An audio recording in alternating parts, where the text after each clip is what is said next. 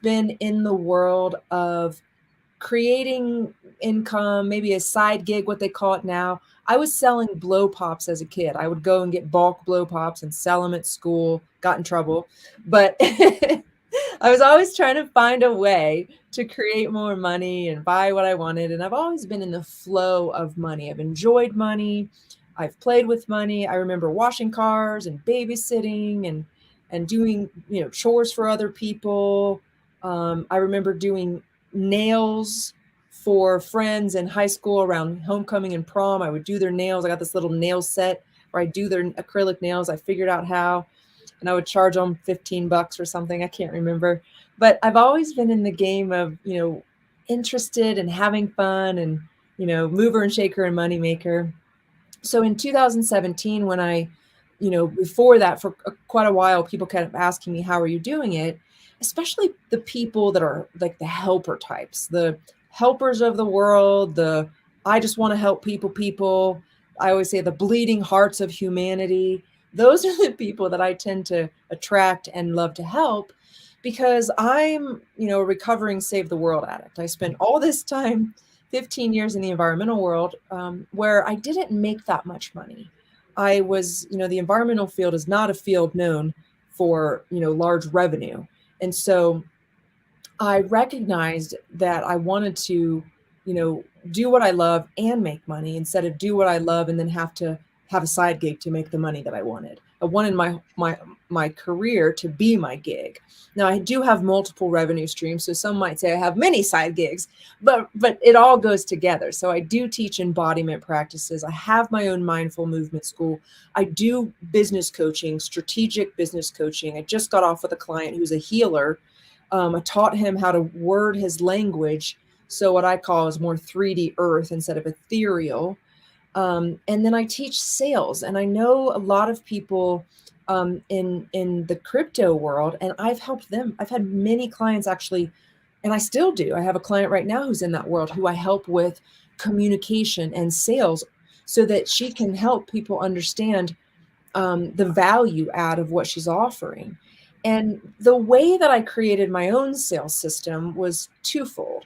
One, I've had mentors and lots of training around sales. So I dove in early on in my career of starting my business and learning the strategy of sales, learning like what works. And there's a lot of sales coaches out there, sales trainers, sales courses, YouTube videos, you name it, you can find information on sales. So I, being an academic, I studied a lot, and then I took all of those sales strategies that I learned and I combined them in a way that would serve my ideal clients, which are the helpers, the bleeding hearts, the lovers of humanity people. And what people often say is, Lila, you make sales seem soft. I believe sales, I'm going to take that back. I know sales is simply giving people more information so that they can make a choice on their own. It's really not about me like telling them they need something, but giving them information so that they can make a choice on their own. And I'll give you my little secret sauce. I'll give anybody my secret sauce. I'm super open to share. But the secret sauce to really selling is to be able to get your potential customer or client to be able to feel the feelings of their future vision. So a lot of people who want to sell, they might figure out like, where do you want to be, or what do you want to happen in your life? Get them to that idea of future. You want to buy a house, you want to travel, you want a new car, you want to, heal your body, change your relationships, whatever it is, the thing that they want. They want to be fit, rich, and in love, whatever it is they want. So somebody might be selling something on the phone, on a video, on a video they record even, and they'll be talking about that stuff. But they don't take them to the detailed sensations, the feeling state of what they want. And Charlie, I loved earlier when you introduced me as the 5 elements coach, because I thought about the 5 senses, and some would say we have 6 senses, but the 5 earthly senses. And if you can get your potential customer or client to feel those 5 sensations of what's possible after they purchase from you, they'll feel the value of what you have to offer. If you don't yet know, which most of you probably do, but if you don't yet know, humans don't buy out of logic. They buy from emotion, energy in motion. So if you can get your potential clients or customers into the feeling state, the energy state, the emotional state, through, what does it smell like? What does it taste like? A lot of my clients, for example, when I talk to them, they want to travel. They always say, I want to help more people. And I say, okay, I know you want to help people. That's a given. You are my person. You want to help people. Yes, check. Let's put that aside. What do you want? Almost always they want to travel, or they want to move somewhere, or upgrade their house. Something related to the living life, the way they live and where they stay. Most of them want to travel because I've traveled a lot. I attract people who want to travel. I've lived a lot of places, so I attract people who want to move and live another place. So I make it easier for them because I've embodied it. It's no problem for me. So they see it as no problem. So I always get them to the point of, well, where do you want to travel? Well, I want to travel to Greece. Well, what do you want to do in Greece? Well, I want to eat some food. What kind of food? You know what I really want is that baklava. I want to drink that wine. I want to dance to the Greek music. So if I'm like imagining as if I'm in Greece with them, if I can feel it, that's my job, is to help them get to Greece. And then they can feel that I can help them get to Greece. How I do it is less important.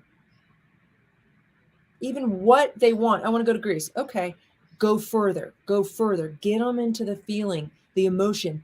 You'll notice if you do this, if you learn how to do this, the sales call is so different. It's like this joyous, celebratory feeling, and they'll remember you.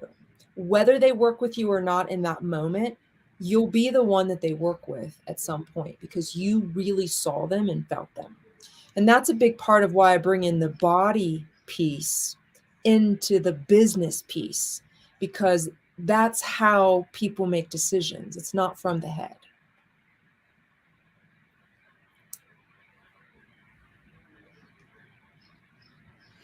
Yeah, that makes a lot of sense. And just as you're kind of talking through this, it just reminds me of, all the speakers and books I've read over the years. And they always come from like the more masculine mindset. Do you find that it seems like you have done a really good job of combining the masculine and feminine energy. How do you kind of coach your clients in that respect? I love this question, Charlie. So you are correct. I do combine the masculine and the feminine. The masculine is the consciousness. The feminine is the body. The masculine is the strategy. The feminine is the energy. And we have to think about it like if a baby is born, it takes the masculine and feminine to create something. If we're going to get it takes the electrical movement through the wire around it. Like we need the movement of the energy and the structure of the wire, or the, what holds the energy, or excuse me, the electricity. So when we can conceptualize that it takes both to create, if we're 2 in the strategy or 2 in the energy, then we can't really create what we want. But when we combine them, we can. Now, most everyone in our society is much more in the masculine, which is the thinking state, the trying to figure it out state. And most of us don't actually need to figure anything out. We need to either take action of what we've already learned or ask for help from somebody who already knows. We don't have to figure almost anything out anymore. If you want to learn something, you know somebody, or you know somebody who knows somebody, or you can go to YouTube and figure it out. So don't try to figure it out. Don't try to get stuck or confused or overwhelmed. That's just a choice. The piece that's actually the more difficult piece for most people. So say you're you're working on selling and you're working on growing your business, growing your relationships, then you learn some strategy and you're like, wow, it's working for somebody else, but it's not working for me.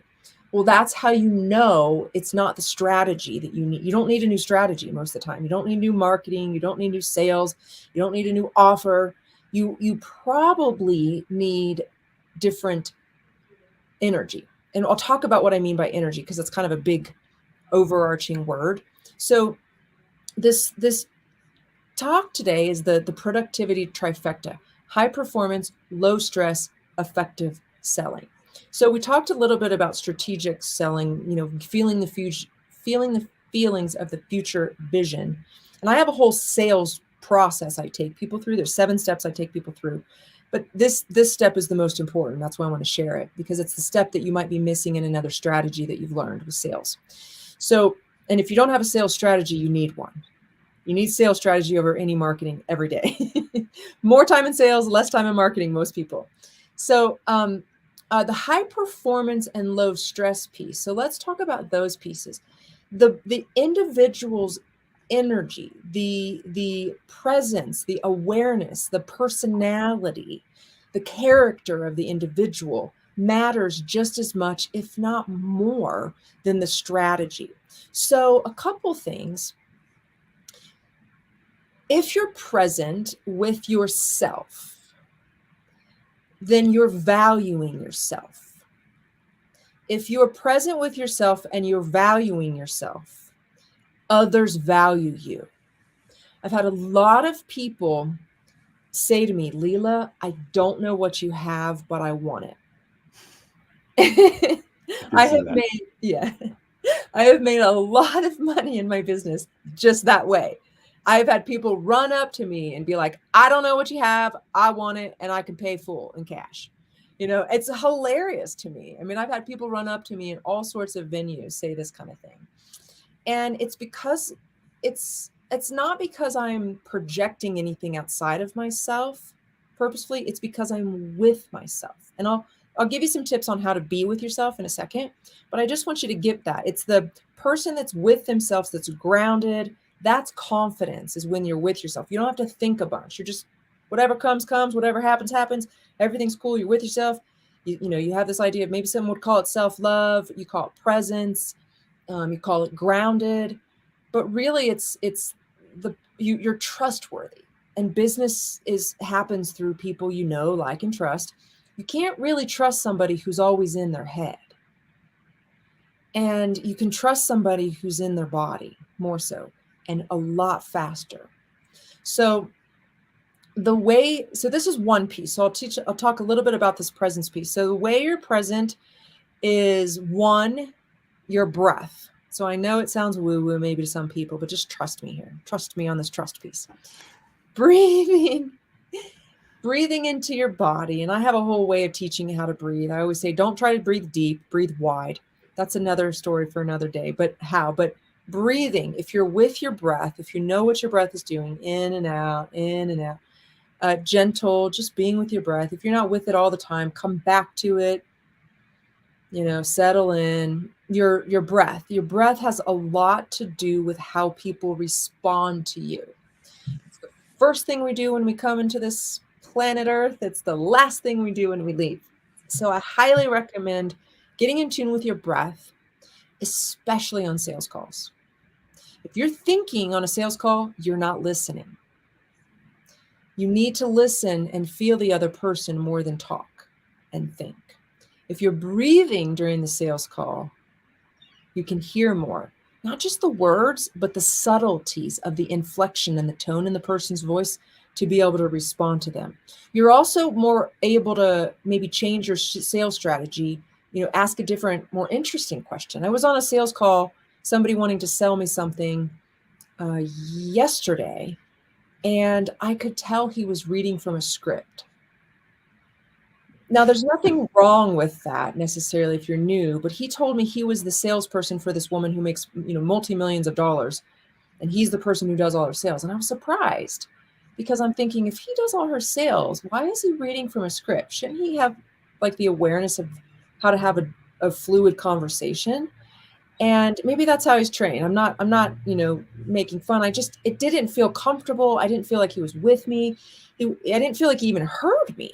He just was like, da, da, da, da, da, da, da, da, da, and I'm in business long enough to be able to have a conversation about business. And I would say something, and he would, da, da, da, da, da, da, da, da, da, da, da. And I'm like, he's talking to me like I have zero clue about anything. He's talking to me kind of like I'm brand new to everything, and I'm not. I'm like, we don't really need to be talking like this. I let him. It was fine. I'm fine. I honor his process, but it was completely disconnected. And you can imagine I did not buy from him, which is fine. Really? Yeah. And so if he was present and breathing, he might have picked up on the fact that he didn't have to spend, it was about 20 minutes of wasted time. And it's okay because I have a story now to tell about it, but it was real interesting to me. And the other piece with presence is I always talk about relax your belly button. You'll notice in sales calls, if you get up in your head, the belly button will be pulled tight. And this is going to segue into this low stress thing as well. But a high performer doesn't have a tight stomach all pulled in. That's a fear position. And a high performer isn't in their head, they're in the flow. And you can't be in the flow when you're all holding tight down below. Ooh, that's a good rhyme. You can't be in the flow when you're all tight down below. So your belly needs to be soft, the low belly relaxed. A lot of people say, six-pack abs, suck it in, stand up straight. I don't teach that. It's not natural. So if you can keep your mind in your belly, soft, stay with your breath, you'll be able to connect to somebody in a sales conversation so much easier. And that's why I love this body business combination, because when people say to me a lot that every time I get off a sales call, whether somebody buys from me that day or not, they always feel better. They always are inspired. They always have new ideas that they can run with me or on their own. And that's my intention of a sales conversation, is to inspire people to take action, not just have a conversation and sell them, but really get them to make a move forward. And I've seen it over and over and over again. When my clients step in, they've been selling, they get into their body, learn how to breathe and relax their belly, they sell way more. It's if you're in the feeling state, you can get your person in the feeling state. So does that make sense? That makes a lot of sense. And I think that's what people really want. They want that element of woo, but also, being productive and providing for their families and, building towards a better life. So I think that really resonates with a lot of people. So thank you for walking us through that. So part of what I've seen you do, I think I met you when you first moved here from Ohio. I hope you don't mind sharing a little bit of the rest of your story.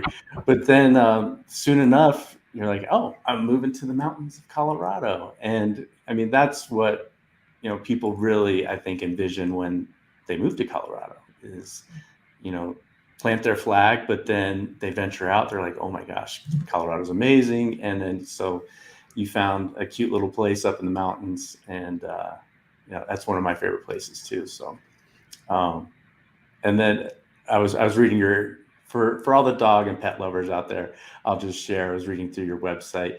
You have a cute little Chihuahua named Speedy, which is fun. So, but anyway, sorry to segue into that, but It's great. I think it's fun for other people to connect and show that. I mean, you do come across very real and authentic. So that's fascinating. So maybe talk about some of the programs that you do. I mean, I've shared the sales with Lila and the body with Lila. For people who want to just pick one or both, kind of how does that work out with your clients? Yeah, I'll speak to the Colorado thing a little bit and the Speedy thing a little bit too first, if that'd be okay. I'm a dog lover, so yeah, that's great. Yeah. So I moved to Colorado in 2014, and then in 2020 moved to a mountain town. Or I moved to Denver, in 2014. Moved to the mountains about 2.5, 3 hours from Denver. In 2020, I basically was like, when everything was going down in Monkey Town in the world, I was like, I'm the woman who's like, I don't want to be told what to do. So I'm going to go out into the mountains and do my own thing. And I'm fortunate, and I know a lot of your listeners, viewers, are fortunate as well to be able to work from home. And I'm grateful. I always say this. I'm very grateful for the internet, because without the internet, my living experiences would be different. I wouldn't be able to live wherever I want and travel wherever I want at any time. But I run an online business. I do host events on occasion and retreats. But generally speaking, everything I do is from the comfort of my own home, or if I'm traveling somewhere. And Speedy Gonzalez, my 15-year-old Chihuahua, he just turned 15. He is healthy and spry and everything. And a lot of it has to do with the fact that I value health so much that I give him this stuff called liquid collagen that's I love, and you'll hear me talk about it. But it keeps him young. I swear he's like aging backwards. It's wild. I don't know how long he's going to live, but you would never think he's even close to the other side at 15. It's pretty funny. But I value health and wellness. I value I understand that the physical form, our body, our flesh suit, has a lot to do with our mental cognition and our success, our productivity. You mentioned productivity. And so I embody that. I help my clients, and I work with clients in a few different ways. There's my business coaching program where I primarily work with clients who want to value themselves more. So they might want to sell at a higher level, sell their existing products or services at a higher cost. They might want to package and price their offerings together and sell at a higher level, or attract a higher end client. So my work with the offers, or like getting people at a higher level. The second piece in my business coaching component is the sales piece. That includes the sales conversation, but also the marketing messaging. So how do you talk about what you do so that people want to even talk to you? So the sales process has a lot to do with the communication piece. I have a lot of background in communication. I have lots of higher education degrees, and I studied collaborative decision making and communication and public participation for my doctoral work. And so understanding how to speak to people is a big part of the sales conversation, not just in the conversation. So valuing yourself from business coaching standpoint, your messaging, the sales conversation. And then I also train a lot of speakers. In particular, I train them, how to become professional speakers, make money from stage, all that. But I help hone in on their hero's journey story. So I love marketing in general, but being a speaker for marketing is really my area of expertise the most, because that's where I've had the most success, is speaking. I've done lots of different marketing techniques, but speaking is by far the strongest conversion in marketing for my clients. So the business coaching component, I work with clients all over the world. You mentioned 7 continents. I've even, worked with somebody in Antarctica. I had a client going to Antarctica, or I had a gal that I knew going to Antarctica, and I said, we've got to work together. You've got to hire me, and you've got to work with me while you're in Antarctica. And she did. Check. Yeah. So all 7 continents. Like I said, I'm grateful for the internet. I used to coach over the phone, then Skype, then Zoom came out. So I've been doing coaching for quite a while. So that's one component of my coaching business. The other component is the body coaching that I do. So I have a mindful movement school where what's neat about it is because I work with high performers. So I don't necessarily, if you're a yogi type, I would love to, work with you. Absolutely. Because what I'll teach you is what I say, it's kind of like curvy, bouncy yoga. It's a little bit different. But what I wanted really was to translate that whole yoga stuff, that embodiment, mindfulness stuff into the business world so that, anybody who wants financial success can have it. Like I've had it through the embodiment piece. But what I found was two things. One, people say they don't have enough time. And two, when they do start some sort of body thing, they don't stay consistent. So time, people weren't including the body piece. So what I created in my mindful movement school was I teach these super simple 10-minute practices that helps you fully get present in your body. Like I mentioned earlier, you got to get present in your body to connect with people. It also reshapes your physical form, so you get a whole new body shape. And that's like the fitness piece. Nobody would call me a fitness coach, but you do get, I'll tell you what you get in a second. If you're a woman, you'll love this. Men love it too, but if you're a woman, you'll love it. And then it brings the mind and calms the mind down and gives you more energy. A lot of the women and men that I work with say they have so much more energy. They don't have that like 3 p.m.-ish lull in the day anymore. They have energy to connect with people. They don't get tired after being on the computer, all that kind of stuff. So from a physical standpoint, your booty gets lifted, your waist gets narrow, and your throat, chin area gets more toned, and your arms get toned. So that's like the thing that women love, the booty lift and the narrow waist, the toned arms, and then their neck, throat area starts to look more beautiful. That does happen. But what my intention is to get women and men into their bodies with their mind so that they can have greater success. So I teach these mindful movement practices in 10-minute sequences.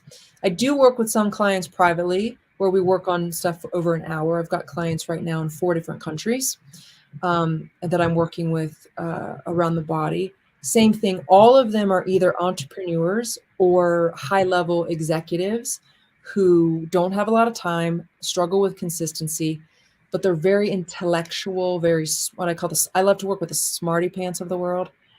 And so whether you're a client of mine and we work on body coaching, I've never had a client we worked on body coaching that we didn't work on the money piece. And if you work with me around the money piece, we always work on the body piece. I'll give you a little hint here about the body and the money. If you got low back discomfort, it's money worries. The low back is directly related to thought patterns around money worries. Whether you want more money or you have money and you're scared to lose it, there's a way out. So learning how to work with your mind, work with your body so that you don't have discomfort in the back is huge. It's not just from sitting and non-exercising. That's part of it, but the body is a manifestation of the mind. And so if you know, like you got knee issues, you got back issues, you got an elbow, a neck issue, anything, it's actually related to a thought pattern. So that's why I love this, working with people with business. If they want business help, I still integrate the body piece. If they want primarily the body piece, we still talk about money decisions. So that brings up a curious question. When you are like maybe just on a phone call with people, do you prefer to stand up or walk around to kind of get that flow going a little bit more? What's your style? I love this question. So I would imagine, I could be wrong, but I would imagine if I was a kid and there was more awareness around like ADHD, ADD and all that I might have been medicated because I was always told as a kid to sit down and be quiet because I was always moving and talking. And now for a living, I move and talk. So the answer is yes. If I'm on the phone, I'm moving around. I'm doing something. I'm not really one to want to sit much. The only time I sit is if I'm on an interview, if I'm coaching a client with business coaching in particular, and I'm working on the computer, like today I worked with a client who's an amazing person. We need to work on the messaging. And so, his bio and his results that he offers, all that. So I had to do some computer work so I sit then, and then in the evenings I will relax and sit down and, chill. But I'm not one to want to sit that much. I've heard this saying recently, sitting is the new smoking.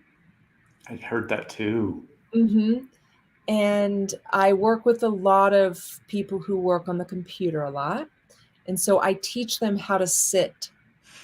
I teach them how to sit in a whole new way. I'm working with a woman right now who has a hooked tailbone, for example. She was a grant writer, so writing on the computer, and was working on her PhD and sitting a lot writing, just writing, for years. And so I've been able to help her get out of pain, and learn how to sit in a whole new way, and also learn how to stand. So even if you're at a standing desk, you could still cause your body problems, because if you're not standing correctly, if you're standing on one leg, if you're locking your knees, or if you're standing on your heels too much, head down, all of that stuff, it's not necessarily better than sitting. You're still going to hurt your body. And so I have a huge passion for teaching people how to the basics: walk, sit, stand, move through space, how you drive. If you are in the car a lot, like, I took a road trip this year, actually. We drove from Colorado to Florida and back. And so that's a lot of driving. And we were driving around Florida a bunch because we were exploring what city we want to start snowbirding in. And so, I was probably in the car like 50 hours. And when I got back, I was a little bit like, okay, I'm tired of sitting on my butt, but I wasn't in pain, where some people could never do that amount of, sitting in that short of time without being injured. And so the long answer is, I don't sit a lot. I love to walk around on phone calls. And I love to teach people a whole new way to walk, sit, stand, and move through space.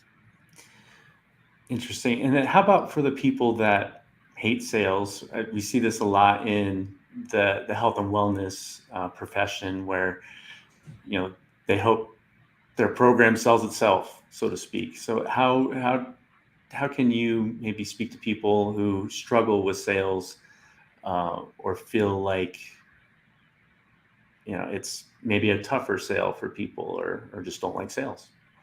Yep. I love this. So a couple things, because this is something I could spend days on. Right. Chad. Yeah. You know that, brother. I'm like, less than 10 minutes left. But I know. Well, I'll be concise. So, number one, if you're in business, embrace the word sales. There's a lot of coaches and mentors out there will teach you, like, you don't have to sell. It's called enrollment. You don't have to sell. It's called sharing. I use the word sales because I know people are uncomfortable with it. And if you're going to be in business, you need to understand that selling your stuff it's part of it. So if you don't want to sell, don't be in business. That's the first thing. Now, the other, there's some more. So that's the first thing. So you got to embrace it. Like, just say, I'm going to master sales. And I remember once, before I mastered sales, I did 250. I got an opportunity to get all these like sales conversations. I did 250 sales conversations, and I think I made like 3 sales. Now, if I had 250 sales conversations, and this was in a real short period of time, like in a summer, if I had 250 sales conversations now in a summer, I would rock them. I have a really high conversion now. But that rocked me. I got all that opportunity, got all those people, and hardly made any sales. I was like, oh my God, I need to master sales. I don't know what I'm doing. So you need to master sales. So now let's talk about the reason why people don't want to, and then how to get out of that. So the first thing is that there's an attachment to the outcome. You've got to learn how to have zero attachment to the outcome, knowing that if you learn how to master sales and then you have the conversation, and you do it well, which we'll talk about in a second, that person, whether they say yes or no, if you do it right, they'll buy from you when they're ready. So some people need multiple conversations before they stepped in. I have a friend, colleague who, and I have no problem selling to friends. Like, you'll know that. Anybody who knows me knows, like, my friends hire me. People are like, I don't want to sell to my friends. No, they should they should buy from me, because I would be the one they trust. Like, those are the people I want to help. They're my friends. So I had this gal, I had 10 sales conversations with her over about 3-year period. She stepped in, had success right away, and is rocking, right? She's been great. She was a mom, built her business, rocking. But I had 10 sales conversations with her in 3-year period. That's, somebody might give up. They said no and they're not in. No, every time I saw her, I was like, hey, how's it going? Is your business going well? Are you selling? No, I still haven't made any money. Okay, well, let's have a conversation. What would that look like? And every time she talked to me, my prices had gone up. I said, girl, you should have hired me 3 years ago. But 3 years passed and she had no more results. So she finally stepped in and worked with me and got results and all of that. So you got to know that you can't have an attachment to the outcome. You have to be in service. If you look at sales as it's giving people more information so they can make a decision on their own, no attachment to what the outcome is. That's your job. You just tell people, okay, no, check. Okay, no, check. You just keep going, follow up, keep going, follow up. If you're not willing to do that, don't be in business. Like, business isn't for you. Go get a job. And then the other piece is there's this judgment of the person who says no or yes or whatever the person says, and judgment of yourself. There's some sort of fear that if I tell this person and they say no, they don't like me. Or if I tell this person, they're going to think I'm too expensive, or they're going to think I'm all about money. It's this, like, it's all this judgment stuff. So you got to really believe in your stuff, have zero attachment to the outcome, trusting the process that it's going to work if you show up and keep doing it. And then no judgment. There's lots of people who've said, like, oh, Lila, all she wants to do is sell me. I've had people say that. I'm like, girl, I have had, like, how many conversations giving you a bajillion ideas you haven't taken action on. I'm not trying to sell you. I'm trying to help you, baby. I've had people say that, Lila, I just feel like you just want to sell me something. I'm like, well, I do want to sell you something in the sense I want to help you, but I don't need your money. Like, I don't need that, So it's good attitude. Yeah, you're going to have that. And that's okay. Like, you got to be okay with that. There's this fear of other people's opinions, fear of judgment, judging others, all of that. You've got to be able to let go of that. And so how do you do that? One, work with somebody, me, a YouTube video, another coach, mentor, somebody, so they can support you and guide you through it and help you along the way. And then, be in service more than you are worried about the bank account. Yeah, I love that too. Yeah. And so with the premise of the show being preparing for the digital economy, going through your website, you hear all these things about, oh, you got to have a funnel, you got to have, a landing page. And that's all great and all, but do you ultimately want them to have a conversation with you so you can connect with them personally? Is that I guess, one of your secret sauce too? It is for me. I'll tell you why. Primarily because I protect my energy.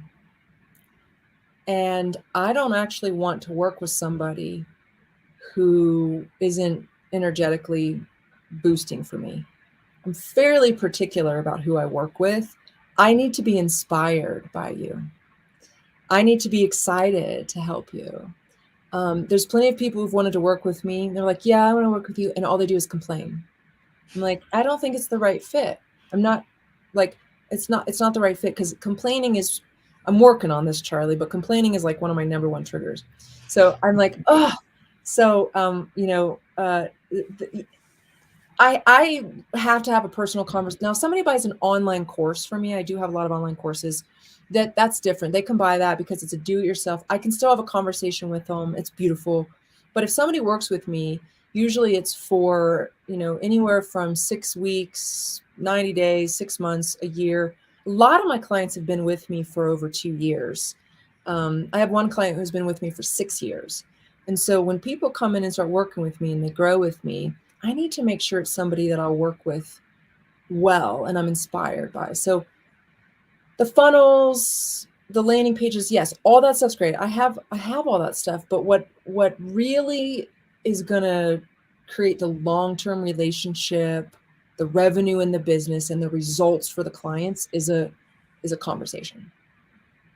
Yeah, and I think that's what people will take from you and getting to know you is you are first and foremost a relationship person, and it's authentic too, which is we all appreciate. So that's been kind of a neat journey to go with you over the years as well. So thank you, and yeah, that's really cool. It's a good touch. Um, I was also going through your website, and I love some of your messaging here. The feel good rebellion, um, and then you have your school, how to sell more high value offers with ease. Do it yourself, feel good rebellion, another one. Elevate your sales. So, I mean, yeah, you have them on here, but you've done a great job with like copy and messaging. Move and grow rich, love that.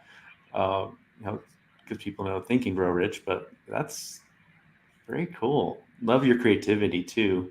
Shift fast. So, for our listeners and viewers, dig into what she's doing. It's not often that you come across someone like Lila. And I'm not just saying that because, you're a guest today. I've been through plenty of conferences and seen speakers and read books. So, take advantage of some of these links and connect with her and just go on a discovery call. That's how this all starts. And we all need a good mentor and someone that cares. So again, thank you. We appreciate you for that. Yeah. Thank you, Charlie. I would say, if you haven't met Charlie in person yet, but if you've been following for a while, and if you're just new to him, what I would say, the way that I always explain Charlie is always happy-go-lucky, positive, and a smile on your face. You always have a smile on your face. You're good energy. You got good juju, Charlie. So I appreciate you. Thank you. I appreciate that. And such a wonderful conversation with you. And I mean, endless gold nuggets. So yeah, I'll be digging into your stuff a little bit further, and I'm glad like this prompted me to like really check out more of what you're doing, because we just get stuck in the business stuff when we're together and just talk shop and ideas. But I'm very impressed with what you're doing. So thanks again for being a guest on Goose Live. Thank you, Charlie. Yeah, you bet. All right, thanks, folks, and we'll catch you next week. Not as sexy as this discussion, but we're getting into how to maximize your bottom line with taxes, especially being self-employed and maybe having capital gains along the way. So we will catch you next week, Thursday, noon Mountain Time on Goose Live. Thank you.